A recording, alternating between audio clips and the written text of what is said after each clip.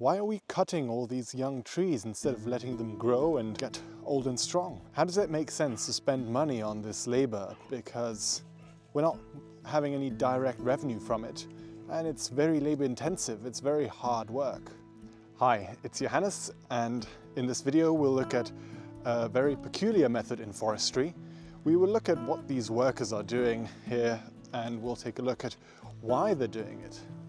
Now luckily I also brought my brother's drone to this field trip, so we can get some aerial shots. Thinning to waste, also known as pre-commercial thinning, is a method in forestry. You go into a stand when the density of the trees is very high, and you just thin them out and you focus on the trees that you think will deliver the most value. The peculiarity about it is that you're not generating any revenue from that today, because the trees that you're cutting, they don't have any value. So you can just basically leave them to rot in the forest. And you wonder, why is that? Why does that make sense? You get a very dense forest when natural rejuvenation works very well. That means that the old trees that are still standing, they are seeding the new trees, the next generation. And if that works very well, you get a high density of little trees that come up. Those very dense parts of the forests need to be thinned out. At the end of this video, we'll look at what happens if natural rejuvenation doesn't work so well, and what you can do in that case. So stick around to the end.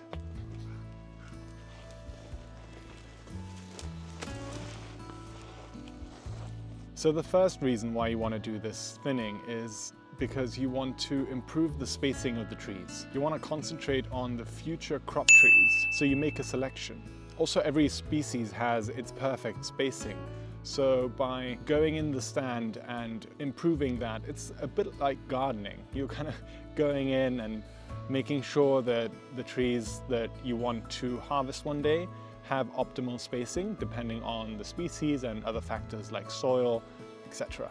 The proper spacing will allow the trees to develop a healthy tree top, and that means that they will be more resistant to diseases, droughts, strong heat from the sun, masses of snow, etc.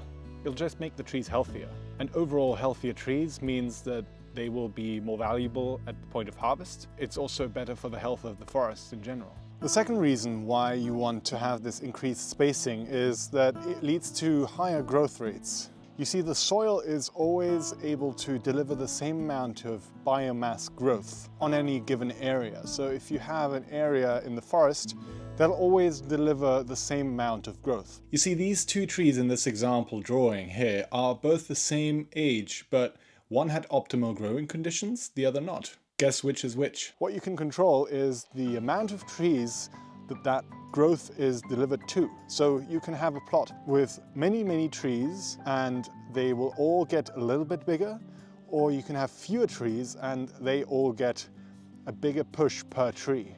So if you concentrate on fewer trees, you get bigger trees as a result.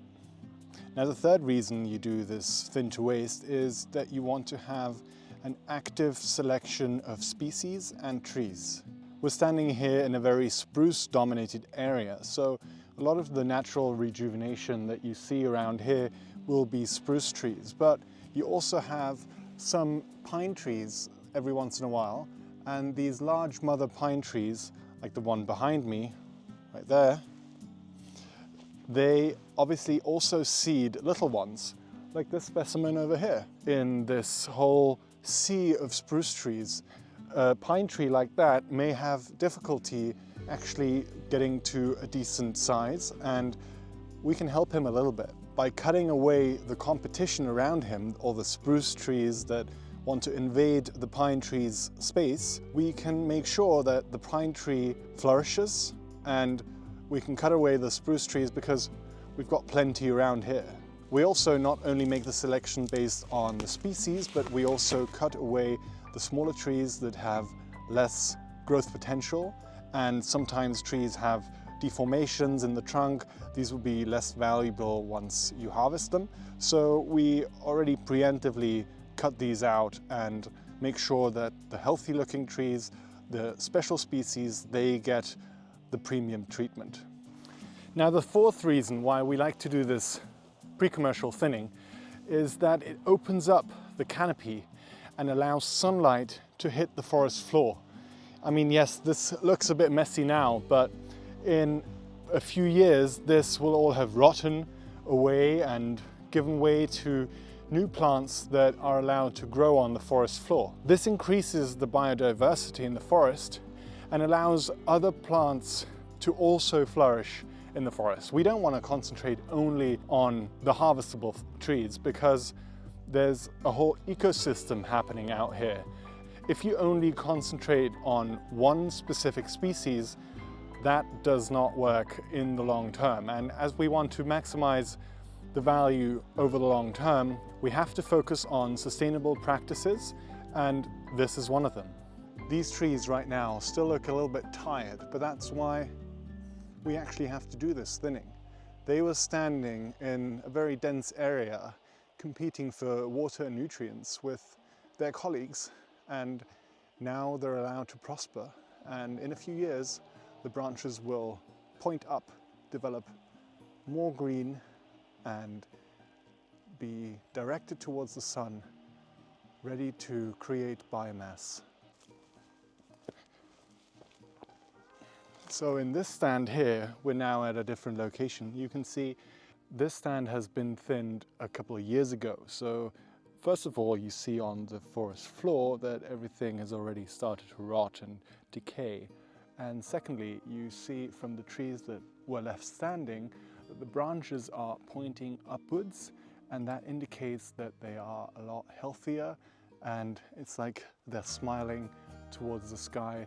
The treetop has been allowed to develop, and they are at a good space for their species, allowing them to develop optimum growth. Now, what happens when the natural rejuvenation that we spoke about earlier does not work as planned? So what you need to know is that the natural rejuvenation happens under older trees. So the little trees cannot develop directly under the sun. That is too much heat from the top, so the seeds have a tough time growing. That is different from species to species, but at least for the species that we're dealing with here, that is the case. So you need older trees to make a shade for the younger trees, and then that allows the next generation to grow, but the shade can only be partly. So if you have a completely dense forest, then no young trees can grow. But if you have a little bit of light, a little bit of shade, that is the optimum growing condition. So in the past, if the thinning regime throughout the life of the tree has not been optimum, and there was a very dense area still while the trees were already quite old, then what happens if there is a disease? Here it's often a beetle infestation. Then the older trees need to be taken out, and that often leads to a completely bare surface because there is no young growth underneath the old trees.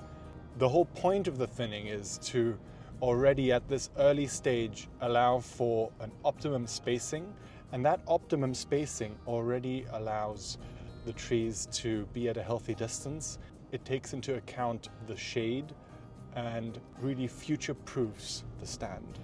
In the case where the thinning regime has not been followed strictly and there was just too little thinning done throughout the life of the trees, with the bare bit of forest land that is a result of this bad forestry, all you're left with is the option to plant new trees, and that is obviously very expensive.